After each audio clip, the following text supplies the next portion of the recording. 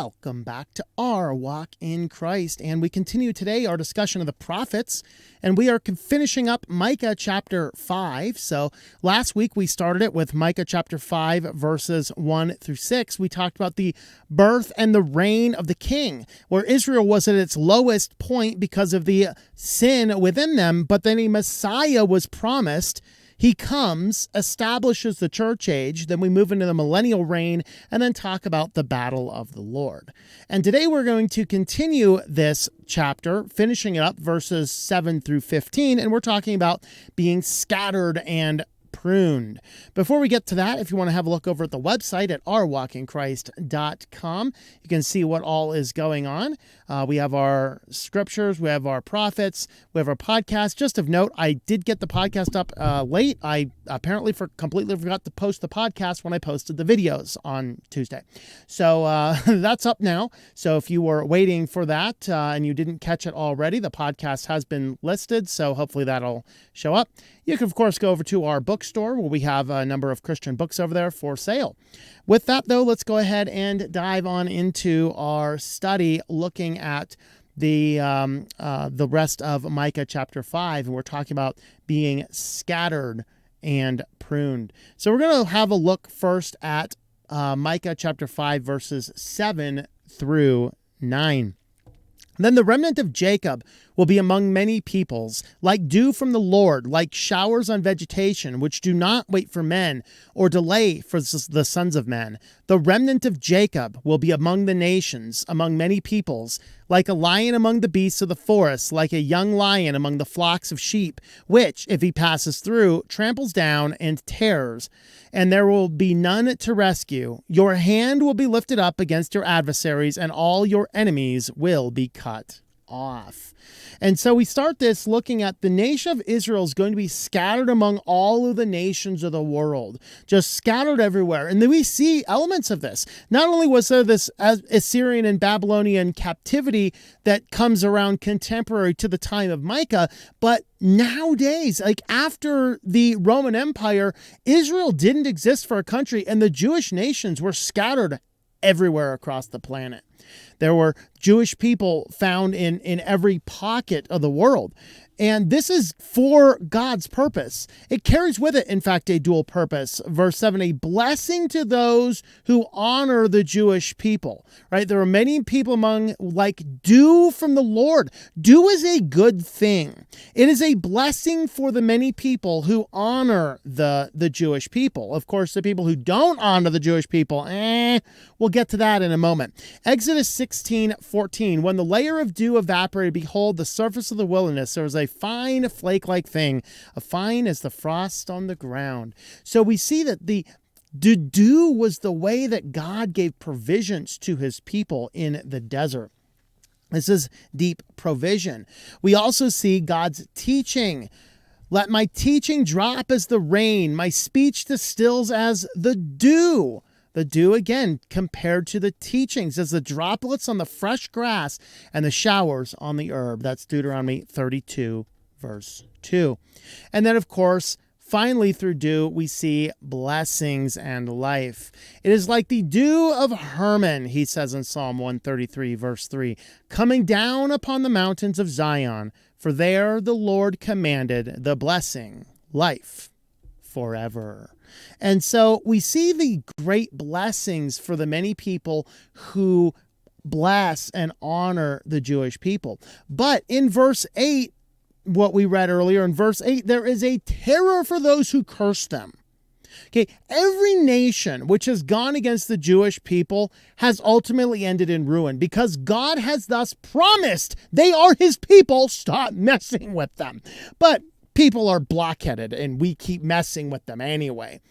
Genesis 49:9. Judah is a lion's whelp. From the prey, my son, you have gone up. He couches as he lies down as a lion, and as a lion who dares rouse him up. So we see that basically you encounter a lion out in the wilderness. That's kind of how it's going to go for you. Psalm 45 verse 5, though we will push back our adversaries through your name, we will trample down those who rise up against us. So yeah, probably not a good thing to go against the people of Israel. And of course, in Zechariah 10:5, we see preparation for God's battle. They will be as mighty men, treading down the enemy as the mire of the streets in battle, and they will fight, for the Lord will be with them, and the riders on the horses will be put to shame. And so we see that the people who battle against them will ultimately be destroyed. So the current issues going on over there, hey Hamas, just hang up your arms. You're not going to win. Bunch of heathens running around in the auspices of a false god, trying to eliminate God's real people. As Josh McDowell wrote about the Bible itself, the words of the God itself, it is a bell that has worn out many an anvil, and the nation of Israel will be much the same.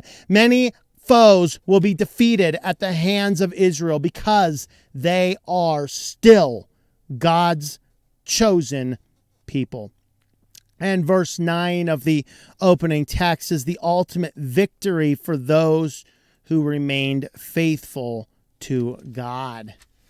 And what we then see is Israel is, though, going to be pruned to better rely on God.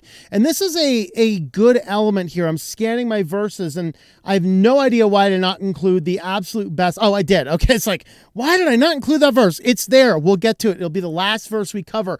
The importance of the pruning and why it is in the New Testament principle of it. But first, let's see what the prophet says here in verses 10 through 15. It will be on that day, declares the Lord, that I will cut off your horses from among you and destroy your chariots. And I will also cut off the cities of your land and tear down all your fortifications. I will cut off the sorceries from your hand, and you will have fortune tellers no more. I will cut off your carved images and your sacred pillars from among you, so that you will no longer bow down to the work of your hands. I will root out your Asherim from among you and destroy your cities. I will execute vengeance in anger and wrath on the nations which have not obeyed. My apologies, I did not get that whole text on the screen. Micah chapter 5, verses 10 through 15, if you'd like to scan it across yourself. Apparently, this is the third take I'm doing for this video. I'm not doing very well in my video production. Usually I take it all in one simple take, and that's it, and no editing and whatever else. So anyway, we will carry on. In verse 10, horses and chariots will be forbidden. Look at that verse. I will cut off your horses from among you and destroy your chariots. Yeah, very good, because horses were actually forbidden. Do I not have that verse? Oh, yeah. Okay, I see what I did. Yeah, crazy. It will be in that day, declares the Lord, that I will cut off your horses from among you and destroy your chariots. That's verse 10.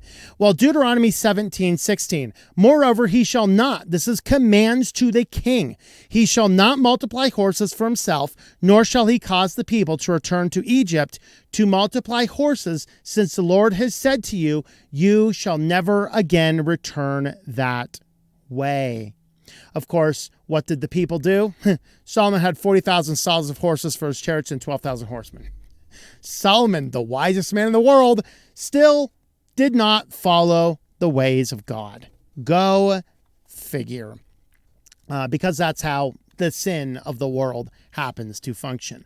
So the next verse here talks about the fortifications of the land. I will also cut off the cities of your land and tear down all your fortifications.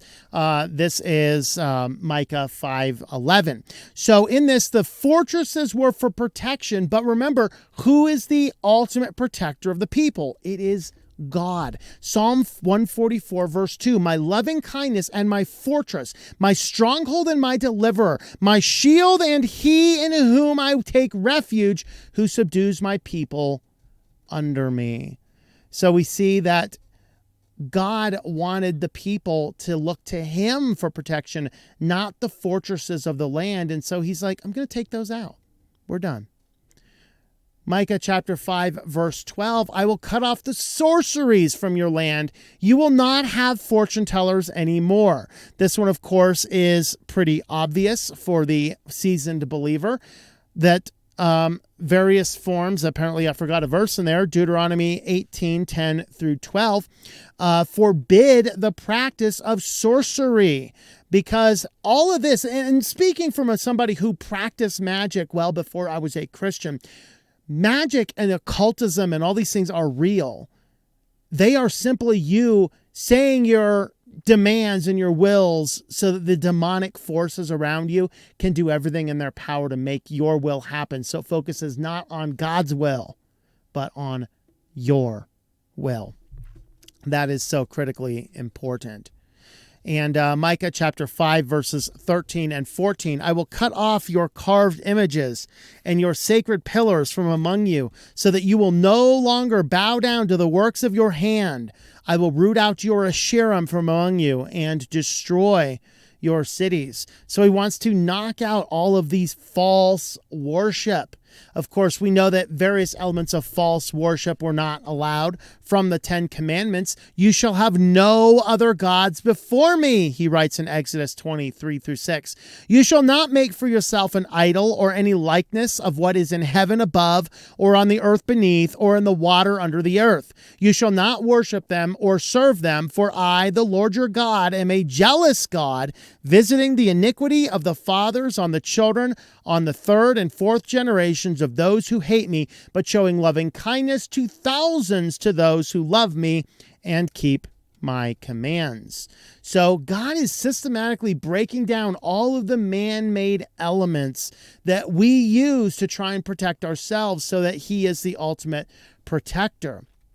But then ultimately he comes down. He's like, I'm not leaving you bare. Micah 5:15. I will execute vengeance and anger and wrath on the nations which have not obeyed. Now that is to us. If we do not obey, we are going to experience such wrath. Okay. But for those that do obey and trust in God, we are going to be blessed. Psalm 2 really takes this, as this whole psalm is about this. We'll go ahead and read the whole psalm here. Why are the nations in an uproar and the people devising in vain things? The kings of the earth take their stand, and the rulers take counsel together against the Lord and against his anointed, saying, let us tear their fetters apart and cast away their cords from us. He who sits in the heavens laughs. The Lord scoffs at them. He will speak to them in his anger and terrify them in his fury, saying, but as for me, I have installed my king upon Zion, my holy mountain. I will surely tell of the decrees of the Lord. He said to me, you are my son. Today I have begotten you. Ask of me, and surely I will give the nations as your inheritance, and in the very ends of the earth as your possessions. You shall break them with a rod of iron. You shall scatter them like earthenware. Now, therefore, O kings, show discernment. Take warning, O judges of the earth. Worship the Lord with reverence, and rejoice with trembling. Do homage to the Son, that he not be angry, and you perish in the way. For his wrath may soon be kindled. How blessed are all who take refuge in him. So what we're seeing in this whole principle here, we'll just go all the way back to the very beginning of this section here. And what we'll see, if I can find the very beginning of the section here, what we'll see is he's tearing down the horses. He's taking away the fortifications. He's removing your reliance on fortune tellers. He's cutting down the false idols. He's rooting out all of the fake gods, and then he's executing vengeance among all who disobey. Okay, that is what he is really doing. And of course, I did forget to put in the key verse that I wanted to mention here, but fortunately I know it enough. Those who are pruned, okay, those who are pruned are those who God is preparing for something better. The verse is in John 15, verse 2, excuse me. So in John 15, verse 2, I'm going to pull it up here real quick so I can read it verbatim. In John 15, verse 2, he says, every branch in me that does not bear fruit, he takes away, and every branch that bears fruit, he prunes so that it may bear more fruit. The whole nation is being cut down. Why? We want to bear the fruit of what? Faith in God, believing in his words, not relying on our human strength, not relying on our human protection, our human fortifications, not relying on demonic occultism or false worship or false gods, but to place it once in God. But as we do that, God will ultimately prune our lives and remove more and more things which are distractions to the true way that he wants us to be. And that is the pruning. The whole section is God pruning to cut out the evil, cut out the distractions, cut out the chaff, that his people may bear more fruit. Every branch that is in me, John 15:2, he takes away, and every branch that bears fruit, he prunes so that it may bear more. See, if you ever know anything about gardening, you go down your garden, you see the flower come up. When the flower comes up and produces seeds, it signals the plant that it's the end to die. But if you prune off that bud and it doesn't flower, the plant will respond by producing 2 flowers in its place. You'll get twice as many seeds. So a good farmer will do systematic pruning to get this massive amount of fruit off of one plant. Whereas if he just let it go exactly as it was, he'd get some fruit off of it, but not nearly as much. God knew what he was doing, okay? God knew what he was doing, and he let the evil be in this world for a time, only to purify the people later. God is ever faithful to his people, but he is not ever faithful to his enemies. So that brings us to the conclusion of Micah chapter 5. And next week we'll go on, of course, with Micah chapter 6. With that, thank you for watching, and I hope that you enjoy your daily walk in our Lord.